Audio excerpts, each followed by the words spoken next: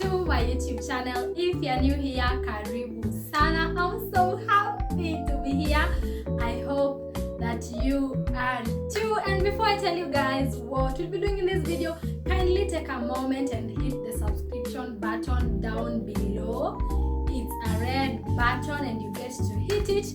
That's a way that you get to support my channel, my content, and my videos. And as you have seen from the title of this video, today we are going to be talking matters motherhood. Are you a mother? Are you aspiring to be a mother?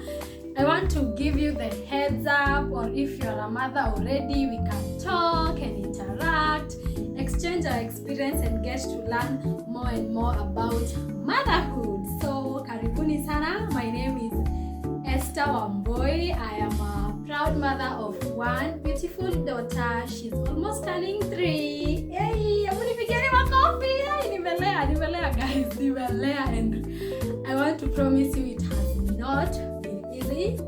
Wenye nyinyi si wa mama, najua you will come at me, you're going to tell me, oh, sijui us yetu itakuwa different, nini.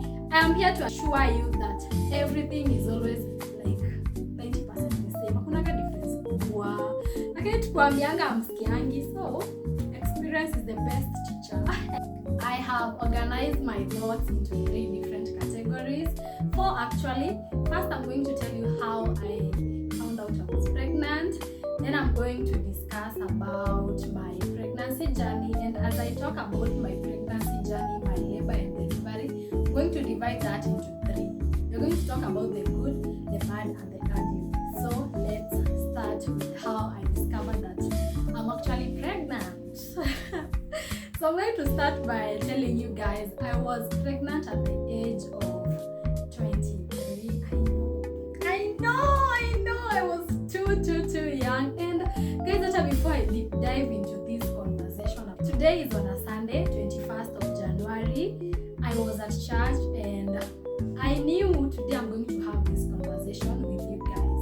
So as I was in the church, I was in a PCA church. So in a PCA church, I'm in a normal setting of a church, I want to believe, kuna different groups of people. As the minister ministers the whatever, the mutaratara of the church, you get it. Unasikianga watu wakiambiwa there's different groups. For example, kuna children, kuna mothers, kuna youth, kuna sijui men. And I was there seated in the congregation because I already had the thought of doing this conversation. And I was thinking about how difficult it actually is to be a young mother. Because as I was seated there, the children were called, and my daughter, she's young. So I had to take my daughter there so that anaezaenda aombewe. Then there was another group of brigade, alafu kulikuwa na youth, kulikuwa na men, kulikuwa na women, all of women's guild. And I was seated there in the congregation wondering, okay, where do I lie? Because when the children have been called, I'm taking my daughter there. Also, I'm going there as a child because I want to believe that I'm still a child. Being this young, I'm still a child and I'm still mothering someone else. Brigade, I cannot fit there. I'm a youth. Naturally, I am a youth because they say that youth is from 18 to 35 because I range, my age is between there. But I still couldn't go to the youth because I don't feel comfortable being at the youth. Because now me, I'm a mom, I have a child, I'm not going to go with my child to the youth. Then I'm not going to be comfortable going to the mothers because now they are older than me. I cannot resonate with them. I know I can learn a lot from them, but I'm not in that capable of being able to express myself, to talk to them about things that I'm going through because they feel like their children are my age. So I feel a little bit like iko off kidogo. Of course, I won't go to the men's group.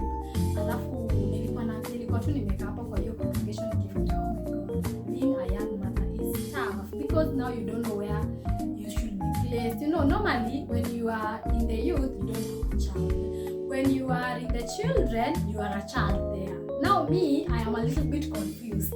When should I be? Should I be in the youth with my child, or should I be with the mother? So, yani being a young mother is, hey, it comes with a lot. It comes with a lot. I think they should put in a slot that your mama when the young mothers stroke who are not married, because I'm also not married legally. So like that conversation inakuwa so hard to be able to fit in.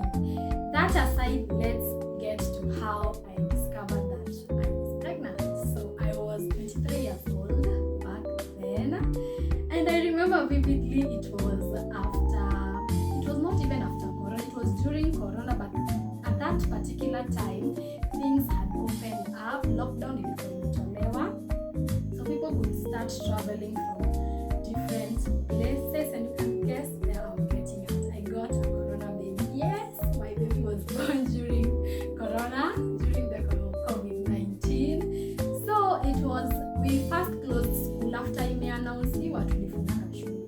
Then of course we went home.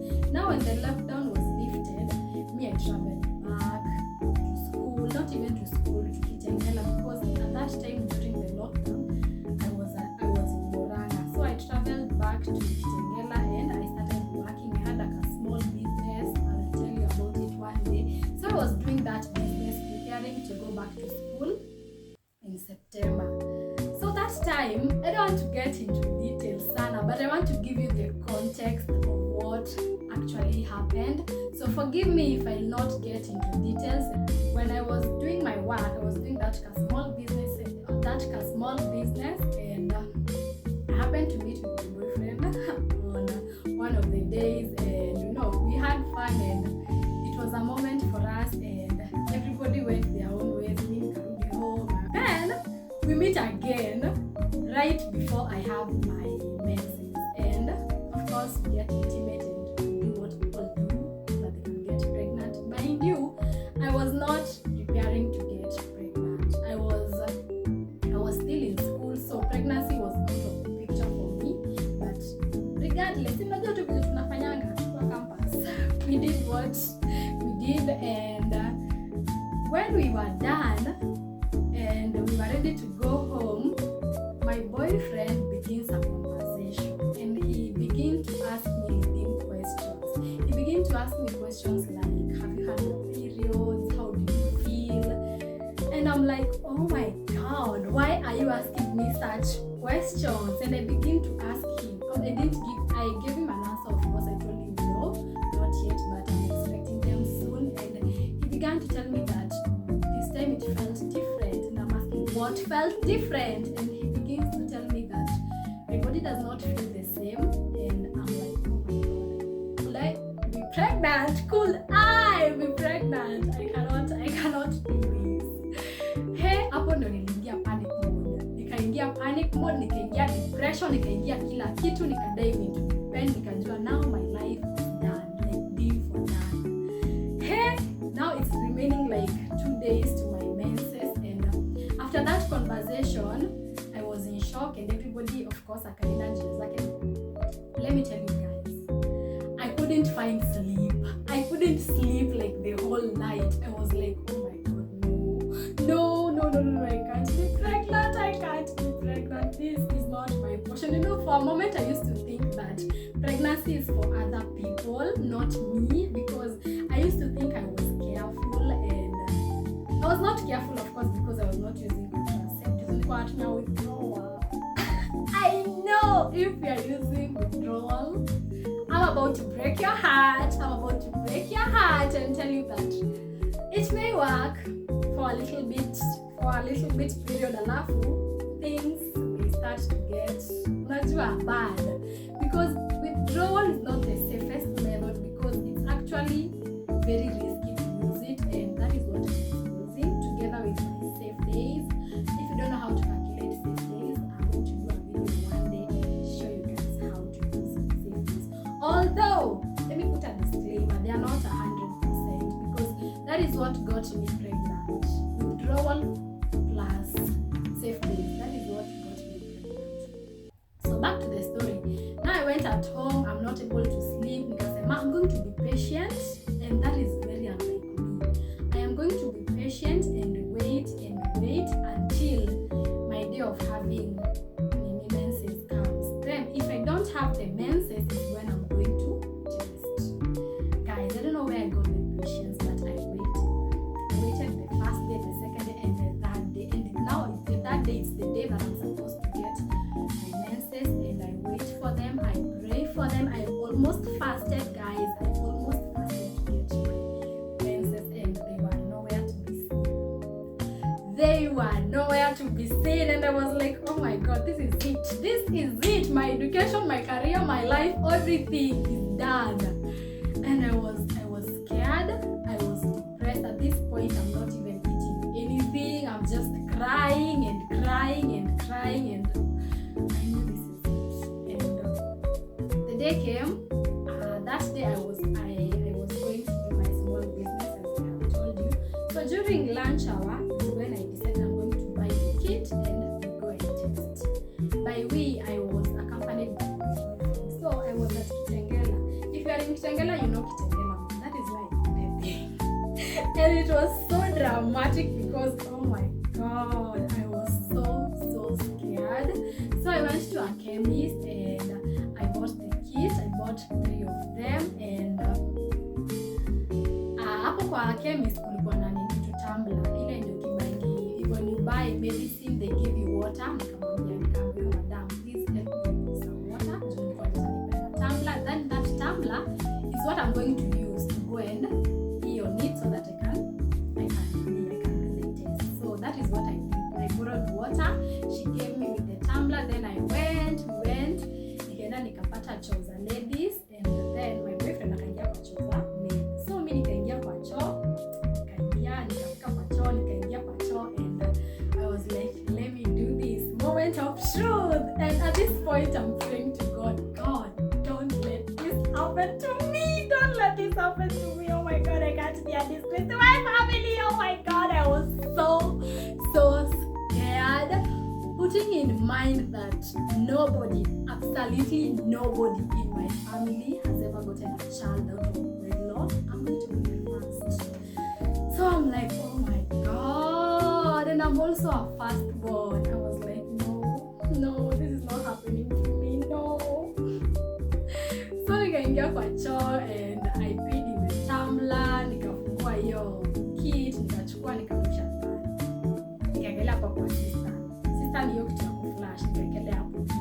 So my eyes were leveled up to that sister like this. Nilikuwa naiangalia hivi. So nikasimama, nikaekelea hapo juu, nikaanza kutest. The urine inapandanga juu kwa hiyo kitu. You know, if you have tested pregnancy, you know what usually happens. So as the urine is rising up in the kit using capillarity, it's rising up in the kit.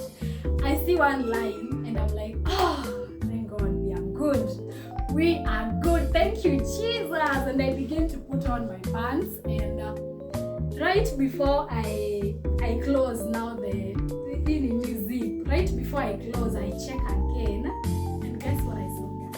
Guess what I saw? I saw 2 double lines. Hata nimetumia very words, 2 double lines. I saw 2 blue lines, and I was like, this is it. My life is done. Me, I am D for done. Everything that I have ever wanted, every dream that I have ever zimeisha hivyo. Oh my God.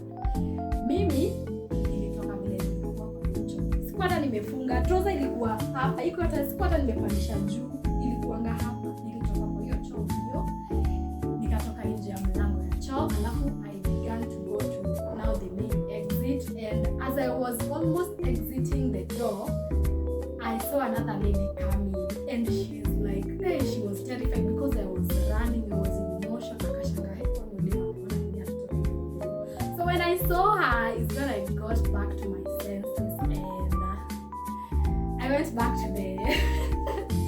to the washroom. Vile tu nilikuwa nimeacha kila kitu, my phone was there, the money that I had, the pregnancy kit, the pee was there, hata sikuwa nimeflash.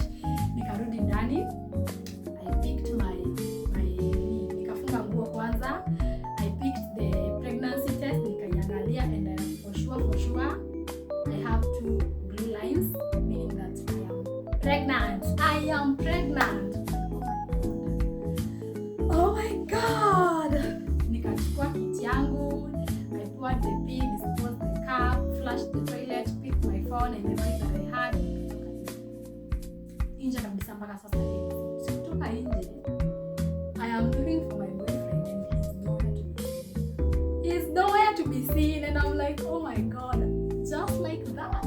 That's how I became a single mother. At this point, I am overreacting, I am mad, I am stressed, I have all sorts of feeling in me, and I was a mess that day. I was a mess that day. That's how I found out I was pregnant at the age of 23. So stay tuned so that you can know how my pregnancy journey was. I'm going to talk about my pregnancy journey and my labor and delivery video in one video. At that video, I'm going to tell you the good, the bad, and the ugly of the whole pregnancy thing, labor and delivery. So that's the end of this part of the video. That's how I got to find out I was pregnant. So thank you so much for watching. See you in the next episode of this series. I think this is going to be a series of 3 videos. The first one is Shafanya here, finding out. Then the next one, as I have told you. So don't forget to subscribe and show me some love. Niambieni hapo kwa comment section if you are a mom, how you found out you're pregnant, if you're planning to be pregnant. Niambieni hapo kwa